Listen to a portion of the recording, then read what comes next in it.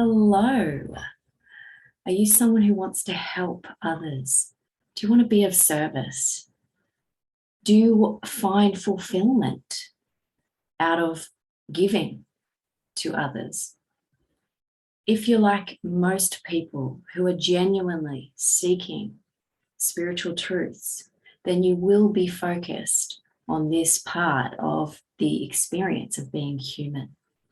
And so this is just a little bit more of a NLP perspective on how we can be of service without getting caught up in our own programming at the same time. So as you may have seen, I've done a video on the drama cycle. The drama cycle is an amazing concept to begin to understand how we can form default roles in our life due to programming in our culture. And that will either be the rescuer, the victim, or the bully. Now, it's not ideal to be defaulted to a position in the drama cycle during stressful times in your life, because it's a sure sign that you are being run by subconscious programs, which often take away your true power and sovereignty. So becoming familiar with the default role you grew up with, whether you would play the rescuer or the victim or the persecutor, the bully, and how you can now become conscious to that behavior, which is programming, and start to change that, to evolve out of that, to transform, to become more of an observer in your life rather than someone who's thrown around by external forces, by programming. And so if you're someone who is genuinely wanting to be of service to others, it's a really good idea to become really familiar with when you are defaulting into the rescuer role or when you are actually surrendering your experience to the divine so that you may be fully utilized as a receptacle in service to others. And there's a very big difference. Now, I do understand the difference personally because I grew up flexing between several default roles. So I did move between being a victim. I was really good at being a victim, as many of us can appreciate. And then I would move to rescuer in between being a victim and move to persecutor when I felt hurt and wanted to defend myself. And I do recommend looking into the drama cycle to give you a wonderful consciousness about how we create relationship dynamics that are disempowering. So as rescuers, when we play that default role in the drama cycle, we actually are running on guilt programming. That's right. We actually feel that we are not being a noble or worthy human when we're not giving of ourselves to others. Now that is enslavement. That is a trap. When you feel that you have to go out and serve others because otherwise you're a bad person, you're not worthy of being a human, then you can be sure that you are being manipulated by external forces. And so often the traits of someone who does like to rescue, otherwise known as the martyr, is someone who is enslaved by their own programming. So they often will feel guilty because if they haven't got someone they can seek out to give parts of themselves so that they feel better in themselves, then they feel awful. They feel incomplete. And this is obviously a red flag. If we're feeling incomplete because we're not doing something out in the world, then we have been deceived because we are complete in our divinity as the children of the Creator, as the spark of the all, of one, of love, pure loving awareness. So become aware of when you are actually doing something for others because you feel incomplete. We should really become conscious to whether we're motivated by guilt or by love. And always question, am I being motivated by guilt here because I don't feel good enough? Or is this coming from a place of fullness, oneness, love for others? And that's why I'm doing it.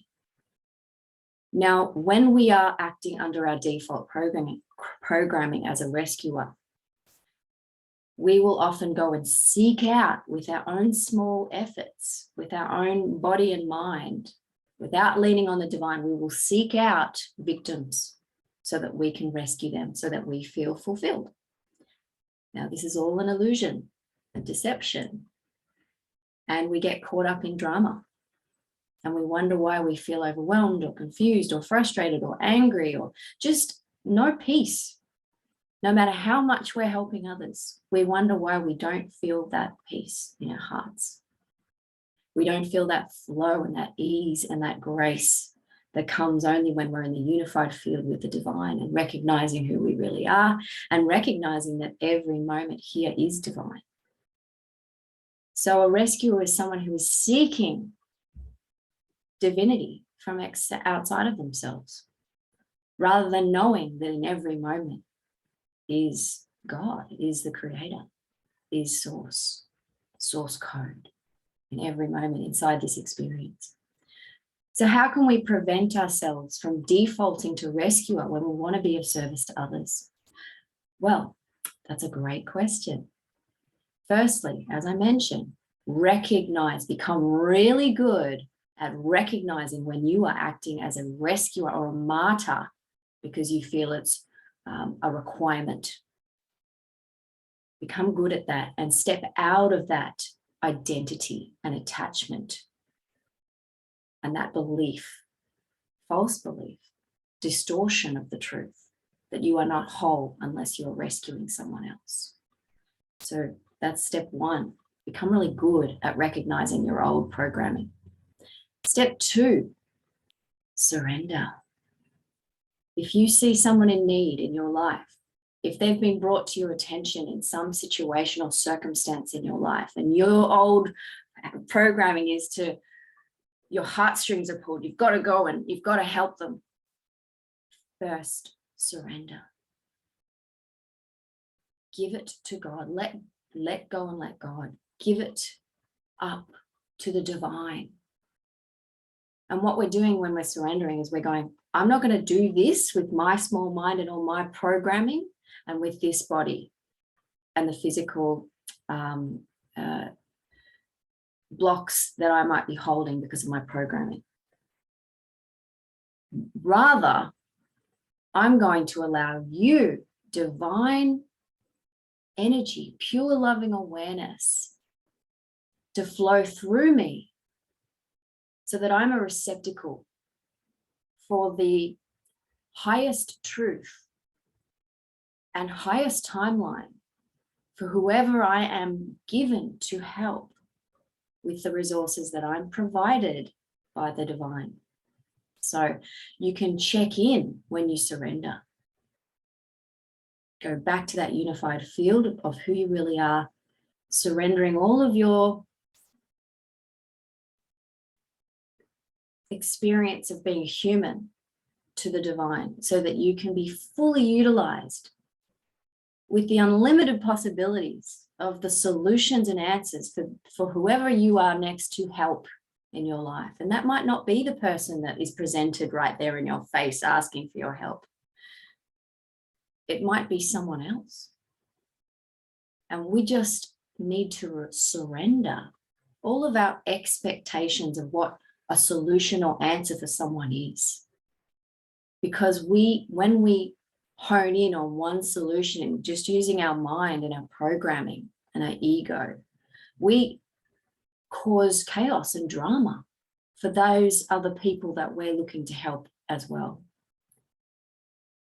And so what we want to do is surrender. Just allow the divine to work through you. And it feels marvelous to surrender when there's someone in need in your life and you're not sure what to do. And that's just going to a place of pure loving awareness, having that person in your heart. And that alone sometimes can be what that person needs.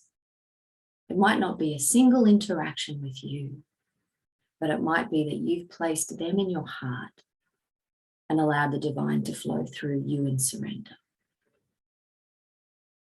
So that's step 2.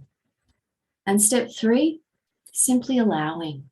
So once you've surrendered and you've allowed yourself to detach and disidentify and let go of any assumptions or expectations for what you think you can do to help someone, once you've let all that go, then you allow the divine to flow through you. And you'll be surprised. Often we'll be surprised by the guidance and the path we're provided by the divine. It might be beyond anything we could have imagined was possible. We will feel that in the synchronous flow, and we'll be guided. We'll be given that intuition, that intelligence, and that wisdom that only comes from the divine when we surrender and allow. So we can be fully in our power, knowing who we are, seeing the perfection in all, and not trying to create little solutions with our limited mind.